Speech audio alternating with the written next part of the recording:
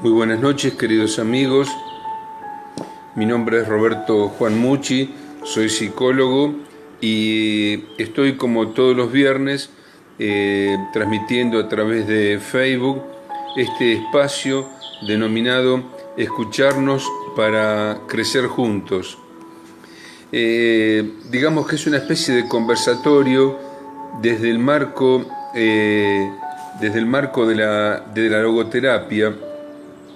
Y en el día de hoy, como lo hacemos habitualmente, quería desarrollar algunas ideas tomadas desde la psicología, en este caso desde la logoterapia como tercera escuela de psicoterapia vienesa, fundada por el doctor Viktor Emil Frankl, austríaco, neurólogo, psiquiatra, y fundador de esta escuela de logoterapia que tiene una idea específica acerca de lo que es el hombre y que trata algunos aspectos muy significativos, como es el tema de los valores. En el caso de hoy, atento a cómo estas son conversaciones aplicadas a la vida cotidiana, a lo largo de esta semana, como comunidad, como sociedad, hemos vivido algunos acontecimientos que tienen que ver con la dignidad humana y en particular el valor del cuerpo humano, el valor de la persona, la dignidad y el valor de las mujeres. Ya todos sabrán a qué me refiero.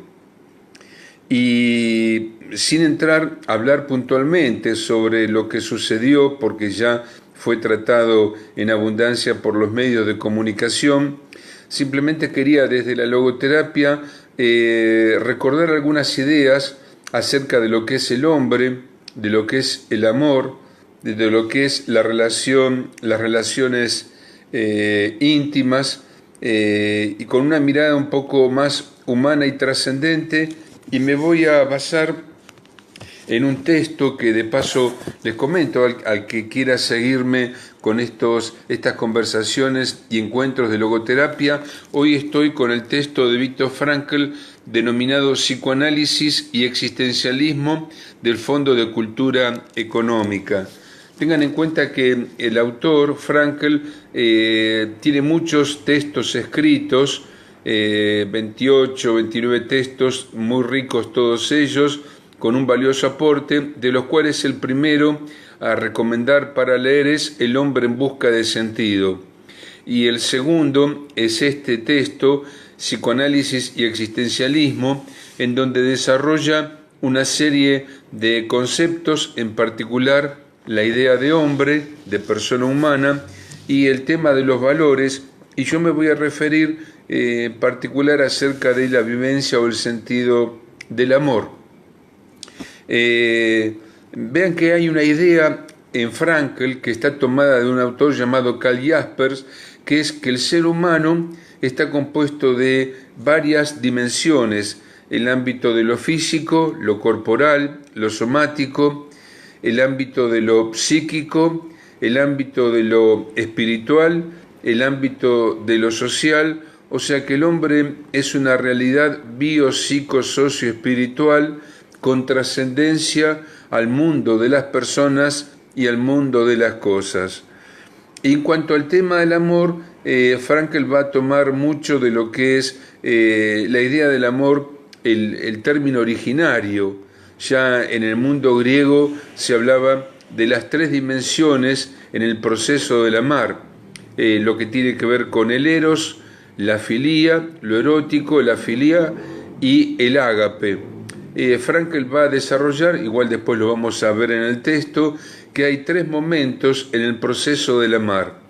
En primer lugar, de paso, les voy dando la bienvenida a todos los que se van sumando, después iremos leyendo, mientras voy desarrollando el tema, quienes a la par quieran ir haciendo algún aporte, alguna reflexión, la leeremos y trataremos de comentar.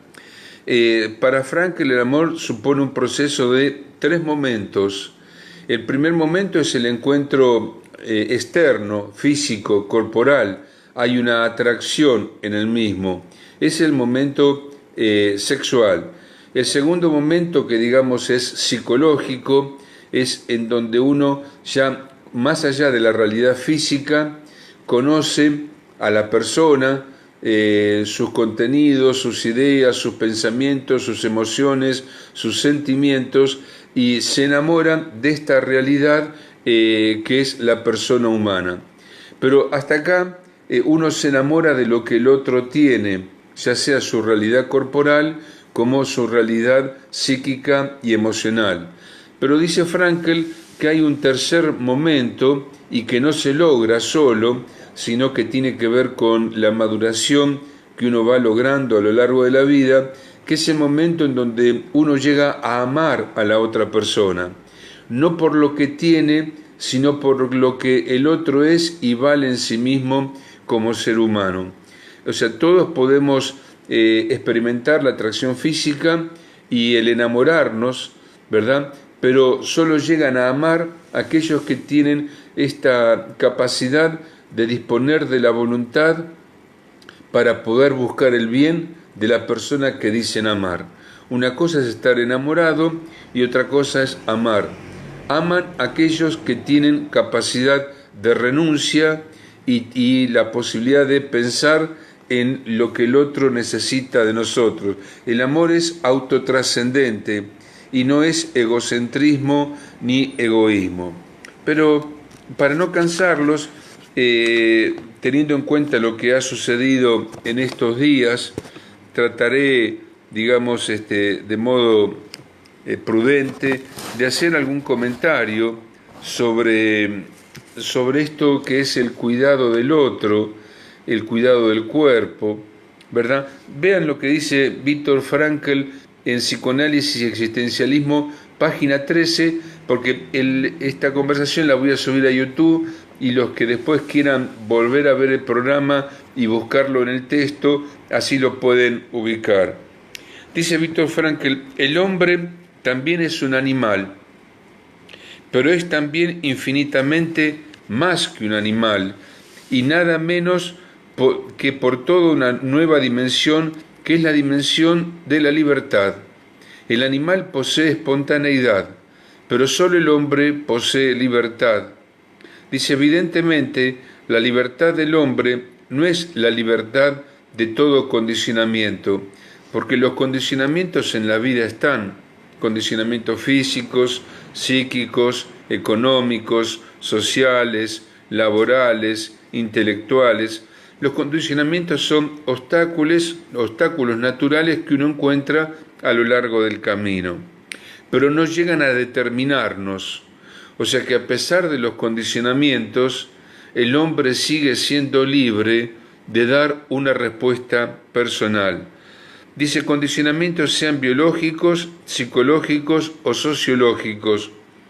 No es de ninguna manera una libertad de algo, sino una libertad para algo.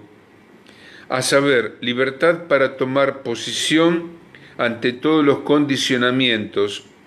Y así también el hombre solo se manifiesta como verdadero hombre cuando alza el vuelo a la dimensión de la libertad. El hombre por naturaleza es libre, el hombre por naturaleza posee voluntad y el hombre por naturaleza posee conciencia como el órgano de sentido que guía nuestra existencia. Entonces, iluminando un poco lo que ha sucedido esta semana en cuanto al abuso, el acoso, ¿verdad? O la violación de estas personas que han ido apareciendo, estas mujeres que han ido apareciendo. Digo, en cuanto a aquellas personas que realizan esos actos aberrantes, vean lo que dice Frankl sobre la naturaleza humana. El hombre, más allá de las pulsiones, sigue siendo libre y por lo tanto responsable de los actos que realiza. Y en la página 23 continúa, porque uno podría preguntarse, cuando alguien comete actos imprudentes, actos dañinos hacia los demás, podría preguntarse si tiene conciencia o conocimiento de que está perjudicando a la persona con la cual está tratando. Dice Viktor Frankl en la página 23 del texto, dice que la responsabilidad y la conciencia forman una unidad, integran la totalidad del ser humano. Es algo que puede ser comprendido ontológicamente. Entonces, volviendo a lo que pasó durante la semana, primero, cada uno de nosotros es libre de realizar los actos que realiza, especialmente si somos adultos, como fue el caso conocido por televisión. Y en segundo lugar, el tema de la responsabilidad viene de la mano de la conciencia. Uno podría decir, bueno, pero no tenía conciencia de lo que estaba haciendo porque está dominado por los instintos o las pasiones o el desconocimiento. En realidad, la conciencia como órgano de sentido siempre es clara. Si uno le preguntara, por ejemplo, si Hitler era consciente de lo que estaba realizando, la respuesta es sí. Nada más que el hombre sigue siendo libre de escuchar la voz de la conciencia o de taparla e ignorarla, como hace, por ejemplo, un violador tapando la boca de la persona que viola. La conciencia puede ser acallada, pero ella siempre se expresa e interpela al actor sobre los actos que está realizando. En la página 25 del mismo texto nos dice Viktor Frankl, Freud concibe el amor como un mero epifenómeno. Se entiende por epifenómeno, es un término que proviene del griego. Epifenómeno sería una manifestación externa de una realidad subyacente, y en este caso sería una manifestación externa de nuestra realidad física y corporal, pero que no tiene una entidad propia. Dice, cuando en realidad es un fenómeno primordial de la existencia humana. Dice Viktor Frankl, a diferencia de Freud, que el amor no es una consecuencia secundaria de nuestra situación psicofísica, sino que es el fenómeno primordial de la existencia humana. Si hay algo propio y específico de lo humano, es justamente la capacidad de amar con conciencia, libertad y responsabilidad. Y no es un mero epifenómeno, sea en el sentido de las llamadas tendencias inhibidas en cuanto a su objetivo, sea en el sentido de la sublimación. Y en la página 26 nos recuerda el autor, dice, solo en el contexto de una capacidad existencial de amar original y primordial, de una disposición original del hombre al amor, se vuelve comprensible la sublimación de lo instintivo, de lo pulsional en el hombre. No es que los instintos nos gobiernan, el hombre debe habitar su propia realidad corporal y tiene la posibilidad, ya lo contaba Platón en su texto El Fedro, cuando dice que el hombre es el cochero, es el que guía su propio, el cochero de su carruaje, ¿verdad? Que guía de las riendas a los caballos de los cuales tira su vida. Dice, la integración de la sexualidad en la totalidad de la persona. Esta es una idea clave. No quedaba muy en claro en otras ideas el tema del poder, de los instintos, de las pulsiones y de la sexualidad sobre el dominio de la persona o del yo, el que determina los actos. ¿Quién es el que toma la decisión? ¿Quién domina a quién? ¿Quién tiene poder sobre quién? ¿El sí mismo personal, yo como persona, o mis pasiones y mis instintos? Y acá Frankl lo aclara con claridad. La integración de la sexualidad a la totalidad de la persona. El yo, ese sí mismo personal, ¿verdad? No es el yo psicológico de Freud, yo, superyo y el ello, sino que es este yo desde la dimensión existencial y espiritual que toma las riendas de nuestra realidad física y nuestra realidad mental y decide qué hacer con su cuerpo y con sus estados emocionales. Dice en una palabra, solamente el yo que tiende a un tú puede integrar el ello. Esto está muy bueno. Solamente el yo como persona, acá los griegos lo ponían en este ámbito del pecho, el nous, lo noético espiritual, que tiende a un tú reconocido, valioso y digno como persona, puede integrar el ello, o sea, puede integrar las demandas pulsionales, instintivas, puede integrar el deseo. Dice después en la página 185, para los que quieran ir tomando nota, ¿verdad? Y después en sus casas, al rever, puedan seguir. Dice, para el amante, el amor hechiza al mundo, lo transfigura, lo dota de un valor adicional. Miren, el que ama no roba al otro su dignidad. El que ama, al contrario, dota a la persona amada de un valor adicional. Dice, el amor aumenta y afina en quien ama la resonancia humana para la plenitud de los valores. Abre el espíritu al mundo en su plenitud de valor. De este modo, por su entrega al tú, el yo, el amante, adquiere una riqueza que trasciende a ese tú, se enriquece aún más. Del ser amado, el cosmos entero gana.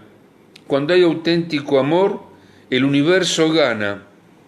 Cuando se maltrata a las personas, es el universo todo, la sociedad toda la que pierde. En extensión y en profundidad de valor, resplandece bajo la luz brillante de aquellos valores que sólo el enamorado acierta a ver, pues el amor no hace al hombre ciego. ¿Recuerdan esta idea de que el amor es ciego? El amor torna al hombre, lo torna ciego, y dice Viktor Frankl al revés, como a veces se piensa, sino que al contrario, el amor abre los ojos y le agudiza la mirada para percibir lo valioso en la persona amada. Dice más adelante, relacionando sexualidad con erotismo y amor, dice, repetidas veces hemos hablado ya de la articulación y de la estratificación del ser humano.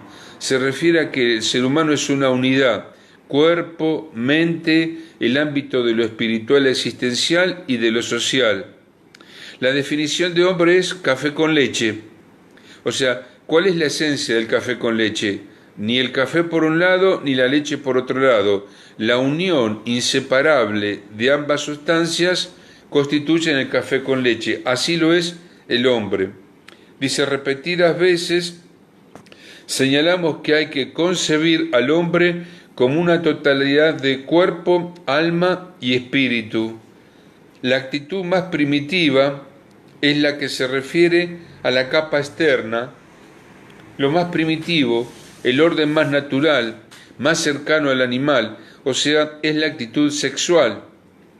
De la estampa física de una persona emana el encanto sexual. Hay una química, una atracción mutua. Vamos caminando, vemos a una persona, nos agrada, ¿verdad? Nos excita y surge esta atracción química. Dice que hace nacer el mismo impulso en la otra persona sexualmente predispuesta, afectando, por tanto, a esta persona en su corporalidad. O sea que en el encuentro entre las personas, el primer encuentro es esta atracción física, sexual, que es meramente corporal y química y que surge sola entre dos personas.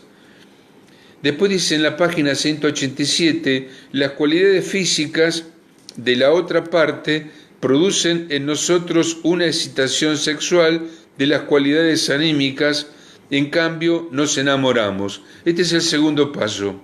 Primero se da esta atracción de una persona hacia otra.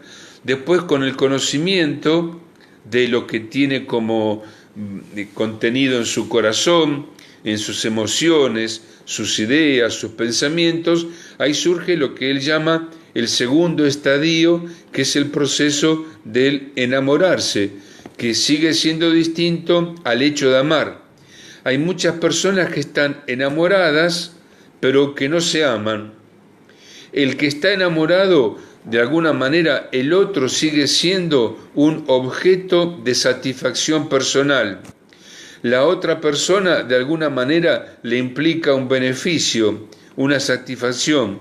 En el amor no, cuando uno ama a la otra persona, ahí aparece la capacidad de renuncia a los propios intereses y pensar en lo que le hace bien a la otra persona. Digamos que en el casamiento, siempre cuento esta anécdota, el cura a veces pregunta, ¿y por qué se casan? ¿Verdad? Y la respuesta, más de uno dice, porque quiero ser feliz. Bueno, esa respuesta está bien, pero no es suficiente. Es una respuesta de alguien que está solo, enamorado o enamorada. ¿Quiere? ¿Quién? Él. Entonces, ¿cuál sería la otra posible respuesta? ¿Por qué te querés casar? Y la respuesta de alguien que ama no es pensar en él, sino pensar en la otra persona. La respuesta sería, me caso para hacerla feliz a ella. ¿Y de mí? Y bueno, y de mí ella dirá lo mismo. Me caso para hacerlo feliz a él. Esta es la idea de que el amor es autotrascendente. Hola, Cecina, nos está saludando Cecina, muy buenas noches, un abrazo. El amor es autotrascendente y no es solamente un sentimiento. Estar enamorado, la etapa sexual es atracción química. El estar enamorado es atracción emocional y tan solo recibe este beneficio. Pero el hecho de amar implica el pensar en el otro, no es solo un sentimiento. Estar enamorado sí es sentimiento, pero el que ama, además de sentimiento, hay que sumarle la voluntad de buscar el bien de la persona que dice amar. Si alguien no tiene voluntad de buscar el bien, entonces me caso para hacerla feliz a ella, esa persona no ama, está tan solo enamorada, y el que está enamorado está pensando solo en sí mismo, que se siente bien a raíz de la presencia del otro, que queda ubicado en el lugar de objeto. Bueno, seguimos con el texto acá de Frankl. Para los que se fueron sumando, estamos contando esto a raíz de lo que pasó esta semana con el tema de los vínculos afectivos y sexuales, especialmente en los medios de comunicación y en la política, con respecto al tema del acoso, el abuso y la violación. Esclarecer un poco que eso es, la persona sigue siendo libre, consciente y responsable de esos actos, y eso no tiene nada que ver con auténticos sentimientos y con el verdadero amor.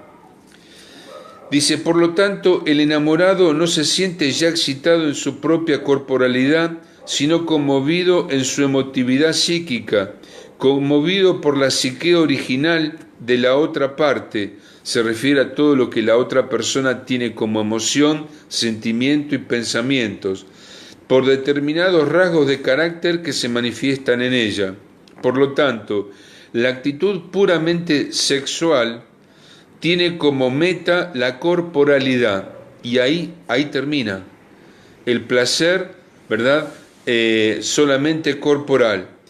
De la otra parte, y su intención no trasciende, por decirlo así, de esta capa. Por el contrario, la actitud erótica, o sea, la actitud del que está enamorado, la actitud del enamoramiento, se orienta hacia lo psíquico, pero tampoco ella penetra hasta el verdadero meollo de la otra persona.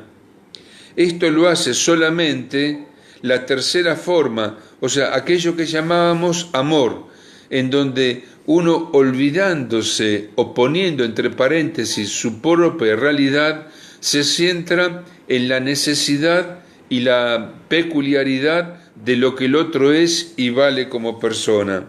Y dice más abajo, en la página 187, cuando habla sobre el sentido del amor, les recomiendo que lo lean, dice, quien ama en este sentido no se ve tampoco excitado por su propia corporalidad, porque pasa a un segundo plano, ni conmovido en su propia emotividad, sino afectado en lo más hondo de su espíritu por el portador espiritual de lo que en el ser amado hay de corpóreo y de emocional por su meollo personal. El amor es, por lo tanto, la orientación hacia la persona espiritual del ser amado.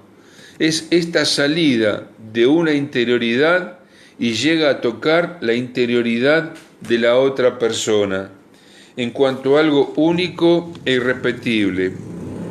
Y otra frase más que me parece muy rica en sentido, dice Frankl: mientras que a la persona orientada sexualmente o a la persona enamorada le llama la atención en el ser amado un rasgo corporal o una cualidad anímica, es decir, algo que el ser amado tiene, determinado cuerpo y determinado psiquismo, el que verdaderamente ama no ama por lo que el otro tiene, sino que ama por lo que el otro es y vale como persona.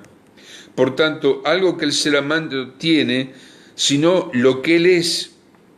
Quien de verdad ama ve, por decirlo así, atrás del ropaje.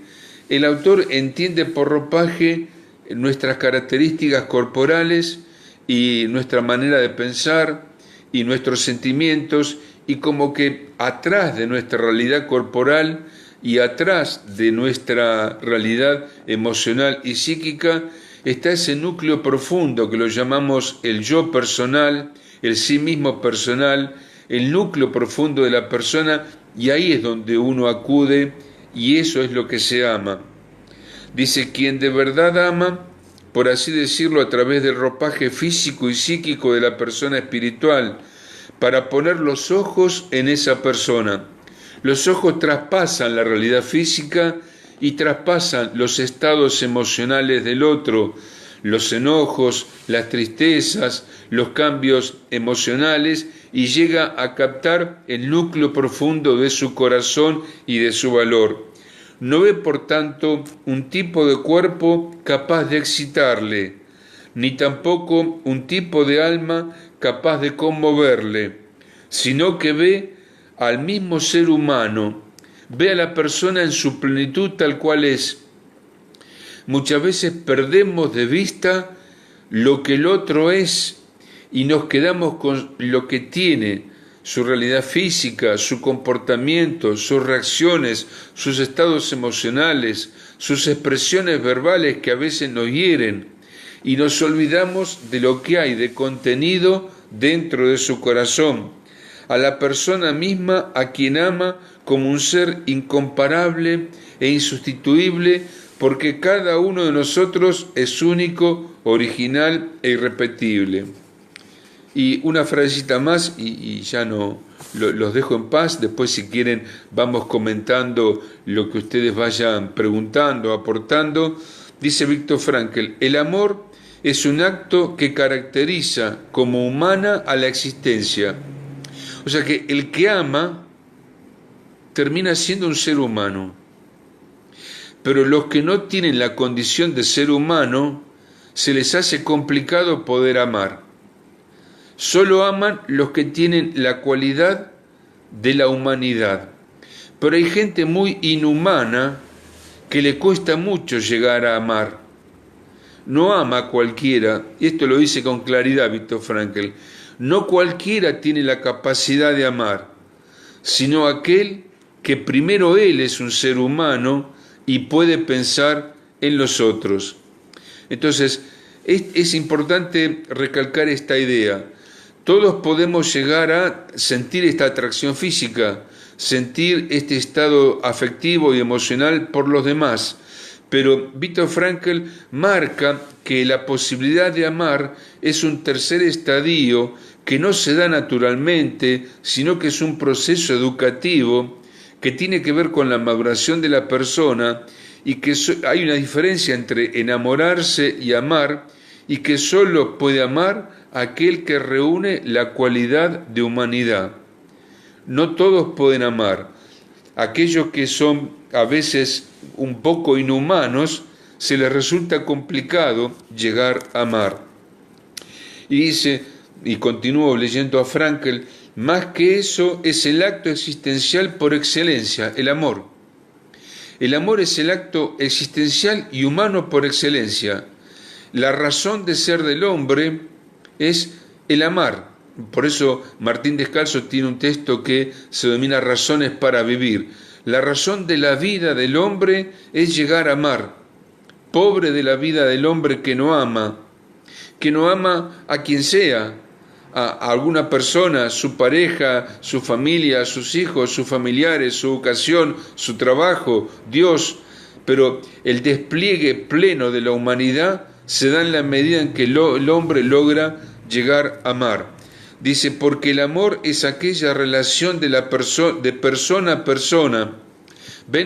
Vean lo que pasó esta semana en los medios de comunicación, en donde a alguien le faltó el respeto a otra persona abusando de ella. Ahí no hubo una relación de persona a persona, ahí hubo una cosificación. Entonces no se consideró la dignidad y el valor de uno sobre otro, que nos hace capaces de descubrir toda la peculiaridad e irrepetibilidad. Dice María Rosa, el abusador puede amar a su familia y no puede amar. Primero que el abusador es, no quisiera entrar en lo que es la parte clínica, pero las estructuras clínicas son las neurosis, la psicosis y las psicopatías. Un abusador es un psicópata y se le hace complicado a un psicópata llegar a amar porque no reúne esta condición humana. Tiene la dificultad, espiritual, ontológica, humana, de poder pensar en el bien de los otros. Dice, en una palabra, el amor se caracteriza por su carácter de encuentro y no de acoso o de abuso. De encuentro, son dos personas que se encuentran libremente, responsablemente, conscientemente para amar. Miren el origen de la palabra responsabilidad. Viene de la definición de matrimonio. Responsabilidad viene de esposa y esponsus, esposo. Y por eso cuando se casan, antes se hacía la misa de esponsales. Entonces la definición de responsabilidad la podemos tomar de la definición de matrimonio. Y matrimonio es un compromiso afectivo, público y solemne, que me lleva a comprometerme con el bien del otro, ¿verdad? Amarla, cuidarla y respetarla, ¿verdad? Hasta que la vida nos separe, dice la fórmula, si no recuerdo mal. Dice el encuentro significa siempre que se trata de una relación de persona a persona, en donde ambos respetan el valor y la dignidad de cada uno. Y quería leerles del doctor Castellá, lo tenía por acá, no sé dónde lo dejé. Mientras tanto, aquí está. Si quieren ir haciendo alguna pregunta o algún aporte sobre el tema de la dignidad del cuerpo humano, sobre el tema del respeto por las personas, sobre el tema del valor del límite, el tema del no solamente estamos hablando de conductas abusivas, conductas que son violatoras que violan la voluntad del otro, pero desde lo sexual no es la única manera de abusar, de acosar o de violentar. Hay muchas maneras de acosar, de violentar, a veces en el trato entre los amigos, en el trabajo, en la familia, en la pareja, en los matrimonios. Hay situaciones que no se respeta la voluntad y la dignidad de las partes, sino que son situaciones de injusticia, situaciones de acoso o de abuso de poder. Generalmente, acá María Rosa preguntaba si el abusador puede amar a la familia. Todo abusador implica una relación vertical de poder de uno sobre otro. Entonces, ¿cómo hablar de familia que implica un lazo horizontal afectivo en donde no hay un poder impositivo de uno sobre otro, sino que hay un ordenamiento de roles, ¿verdad? El abusador, de alguna manera, es una persona, es un psicópata. Yo hablaba recién de las 3 estructuras de personalidad: la neurosis, la psicosis y la psicopatía.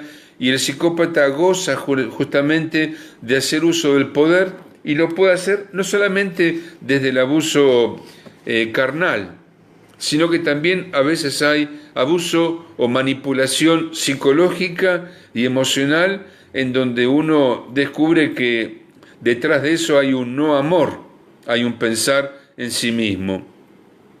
Dice el doctor, ahora les presento una última reflexión, dice, y después vamos a leer algo que nos pregunta acá Pablo. Dice el doctor Gabriel Castellán en un texto que es El hombre mediocre, elevado y superior. Dice, para el hombre mediocre, amar es poseer al otro. Presten atención, amar, para el hombre mediocre, hay personas que son mediocres y lo que buscan es poseer al otro. A veces en la relación vincular, dentro de los ámbitos donde nombré antes, en el trabajo, en la familia, en la sociedad, hay una relación de poseer al otro, de dominarlo, ¿verdad? Y eso tiene que ver, el que lo hace es una persona mediocre. Para el hombre elevado, amar es ser, vivir, existir con la persona amada. Hay una relación de amistad, de reciprocidad. Y para el hombre superior, amar es ver al ser amado tal como lo pensó Dios. A ver, ¿quién se anima en una relación de afecto, de pareja, ver a la persona que uno dice amar, verlo no como yo digo que es o como yo quiero verlo? ¿Por qué siempre queremos cambiar a las personas que decimos que queremos? Acá el autor nos plantea, amar verdaderamente es ver al otro tal como Dios lo pensó y tal como el otro es y puede llegar a ser, no imponerle mi modo de pensar, mi modo de sentir y mi modo de vivir. Pablo nos hace una pregunta, dice, ¿un abusador pierde toda su humanidad? La cuestión es así. Hay un autor que es Fernando Savater, que hace una diferencia entre hombre, persona y ser humano, ¿no? Dice que todos somos hombres porque nacemos del útero materno, o sea que eso no se puede perder. Segundo, en la matriz social, en el ámbito escolar y en la sociedad nos formamos como personas, y eso tampoco se puede perder. O sea que todos mantenemos la condición de hombre y de persona. Pero él habla de que el ser, la cualidad humano, es un adjetivo calificativo y que de todas las personas, algunas logran llegar a ser humanas, que el hombre nace para la humanidad y otros tan solo son personas que tienen la cualidad de ser inhumanos. O sea que hay personas que son muy inhumanas en el trato con otro, el abusador es un inhumano, ¿verdad? Y hay otras personas que son humanas. Si se puede perder, el abusador, sí, por supuesto, perdió su humanidad, pero como adjetivo calificativo. La humanidad es un plus, es un valor que se agrega a nuestra condición básica de persona. Todos somos personas, pero algunos le agregamos desarrollamos esta cualidad de la humanidad, ¿no? Jean Rostand dice que el hombre nace para la humanidad, nace para lograrla, para alcanzarla, pero que no lo es de entrada, sino que es una meta a la cual todos debemos tender, y también se puede desandar ese camino. Y es muy difícil que algunas personas con cierta estructura mental, como son las psicopatías, logre esta condición de la humanidad. El psicópata piensa solo en sí mismo, el humano piensa también en el otro, ¿verdad? Bueno, queridos amigos, veo que fueron varios los que han entrado, han visto al menos parte o todo el programa, pero a todos los que se fueron sumando les quería comentar que este programa es el número 10 y lo vamos a subir a YouTube, así que quienes lo quieran ver, inclusive después comparar lo que hemos hablado con los textos de Viktor Frankl. Hoy trabajamos sobre psicoanálisis y existencialismo y leí algo del doctor Gabriel Castellá, el hombre mediocre, elevado y superior. La vocación del hombre es el tema del amor. Y así empezó la historia de la humanidad. Dios es amor, Dios creó al mundo por amor, Dios creó al hombre por amor y el hombre fue creado para amar. Y esa dimensión del amar es una dimensión que una vez que comenzó no tiene fin, no tiene fin.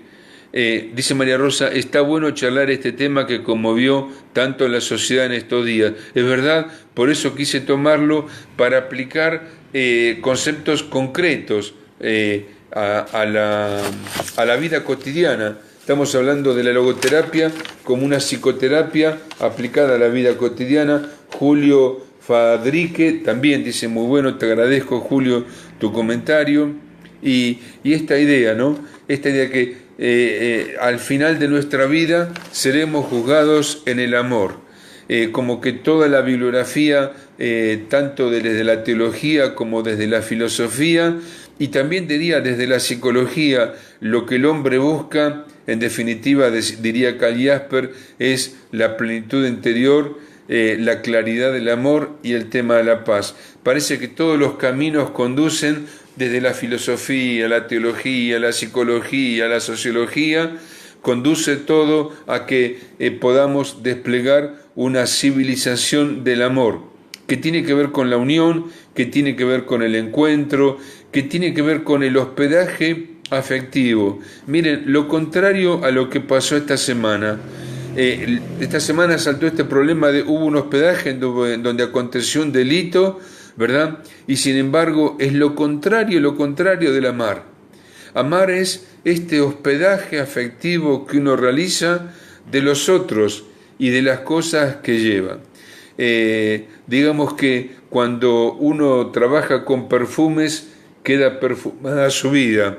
Cuando el hombre hace las cosas desde el amor, ¿verdad? Inclusive las que son las personas que cocinan, los quienes son oyentes y me están escuchando, van a ver que cuando desde la cocina, según me han dicho, yo no sé cocinar, uno hace algo con afecto y con amor, las cosas salen más ricas y más sanas.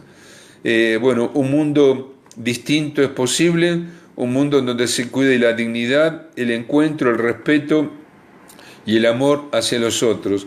En el atardecer de la vida, nos dice la Biblia, seremos juzgados por el amor. Así empezó nuestra existencia y bueno, y espero que así sea el atardecer de cada uno de nosotros. Quiero agradecerles el que hayan estado en el día de hoy aquí presente y bueno, los que quieran ver el programa va a estar en YouTube. Les deseo acá Julio agrega, es como un deber ser seres trascendentes donde salimos de nosotros mismos al encuentro del otro. Muy bien, Julio, te agradezco tu aporte. Esto es la trascendencia o la autotrascendencia trascendere, salir de nosotros y dirigirnos al encuentro del otro para acogerlo, para tomarlo, para recibirlo, para alojarlo con toda su peculiaridad, ¿verdad? Y esto solamente lo logran las personas que tienen nobleza de corazón. Hay que tener voluntad para amar. El amar es un ejercicio. Dice Pablo, sí que sabe... Bueno, les agradezco a todos la presencia. Hoy es viernes 14 de diciembre, se está acercando la Navidad. Miren, justo hablando del tema del amor, la fiesta del amor, del nacimiento del niño Dios, que justamente se encarnó por amor a los hombres, y así fue el comienzo. Que tengan una linda noche, ya son 12 menos cuarto, que descansen, les deseo un muy buen fin de semana y Dios mediante nos encontraremos el viernes próximo, viernes 21 de diciembre, ya cerquita la Navidad. Les deseo una muy buena noche. Que estén bien. Hasta luego. Chau, chau, chau.